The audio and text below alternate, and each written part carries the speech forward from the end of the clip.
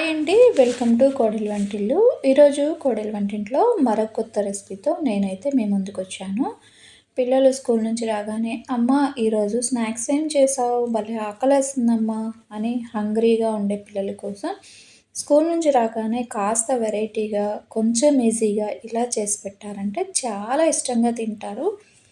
1, 2 తినేవాళ్ళు 5, 6 తినకుండా మాత్రం అస్సలు ఉండలేరు. చాలా సింపుల్ అండి. చాలా టేస్టీగా, ఈజీగా ప్రిపేర్ చేసేసుకోవచ్చు.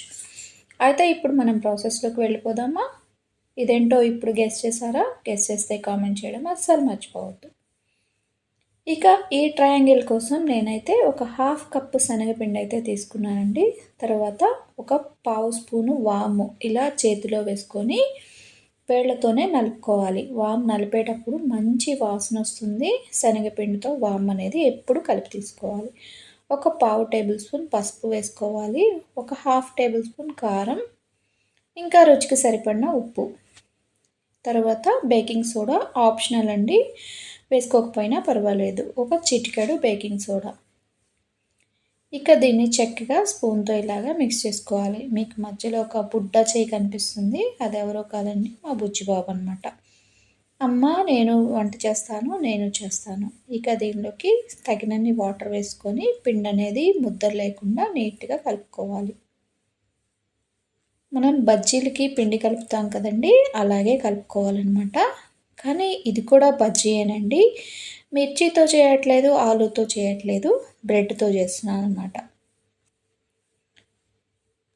ఇక చక్కగా దీన్ని వాటర్ వేసుకొని కొంచెం జారుడు కన్సిస్టెన్సీ వచ్చేలాగా బాగా మిక్స్ చేసుకుందాం. ఈ కన్సిస్టెన్సీ ఉంటే సరిపోతుంది. మరి గట్టిగా కలిపామనుకోండి బ్రెడ్‌కి అంటుకోవడం కష్టం అనమాట. ఇక్కడ నేను 4 బ్రెడ్ స్లైసులు తీసుకొని ట్రయాంగిల్ షేప్‌లో కట్ చేసుకుంటున్నాను. అంటే ఈరోజు నేను ట్రయాంగిల్ బ్రెడ్ బజ్జీ వేస్తున్నాను. మొత్తం ఒకేసారి కట్ చేసేసుకున్నాను. ఇక ఇంట్లో ఉన్న బ్రెడ్ అయిపోయినప్పుడు ఈవినింగ్ పిల్లలకి ఈజీగా స్నాక్స్ చేయాలనుకున్నప్పుడు ఇది అయితే కంపల్సరీగా ప్రిపేర్ చేసుకోండి. 5 మినిట్స్‌లో రెడీ అయిపోతుంది.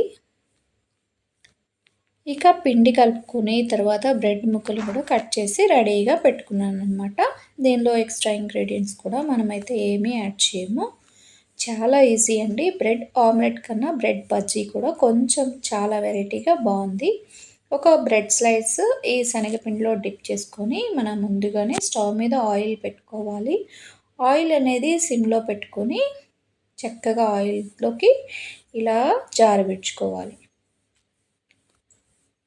చూసారా ఎంత బాగా కాలుతుందో? దీన్ని చక్కగా రెండో వైపుకి టర్న్ చేసుకోవాలి. ఫస్ట్ వేసాను కదండి, కొంచెం తోకలు తోకలుగా పడ్డాయి. ఈ నెక్స్ట్ టైం వేసేటప్పుడు అవన్నీ కూడా ఆయిల్ నుంచి తీసేసుకోవాలి, లేకపోతే బ్లాక్గా అయిపోతాయి. ఇంకా చక్కగా రెండు వైపులకి వేగిపోయాక వాటిని ఆయిల్ నుంచి సపరేట్ చేసి ఒక ప్లేట్లో పెట్టుకోవాలి. పేపర్ నాప్కిన్ వేసుకున్న ప్లేట్లో పెట్టుకుంటే ఆయిల్ ఎక్స్ట్రా ఏదైనా ఉంటే పీల్చేస్తుంది. ఇక మిగిలిన బ్రెడ్ మొత్తాన్ని కూడా ఇలాగ శనగపిండిలో డిప్ చేసుకొని ఆయిల్ అనేది SIM to medium flame adjust చేసుకొని చక్కగా ఇలాగా ఫ్రై చేసుకోవాలి. ఇక అన్ని బ్రెడ్ స్లైసెస్ ప్రిపేర్ అయిపోయాయి. మనకి bread bajji or bread pakoda ready అయిపోయింది. దీన్ని చక్కగా దీని మీద మనం కొంచెం కారప్పొడి జలుపుకొని ఉల్లిపాయ నంచుకొని తింటే ఉందండి, అదిరిపోయింది. ఇక ఇంత టేస్టీగా ఉన్న బ్రెడ్ బజ్జీ, బ్రెడ్ పకోడీ మీకు చూపించకపోతే ఇలాగా వీడియో నచ్చితే లైక్ చేసి, షేర్ చేసి, సబ్స్క్రైబ్ చేసుకోండి. నా ఛానల్లో ఉన్న వీడియోస్ చూడటం అస్సలు మర్చిపోవద్దు. మీకు కేక్ రెసిపీ కావాలా అయితే వెళ్ళి చూడండి. బిర్యానీ కావాలా, చికెన్ కావాలా, ఏదైనా చూడండి. Thanks for watching.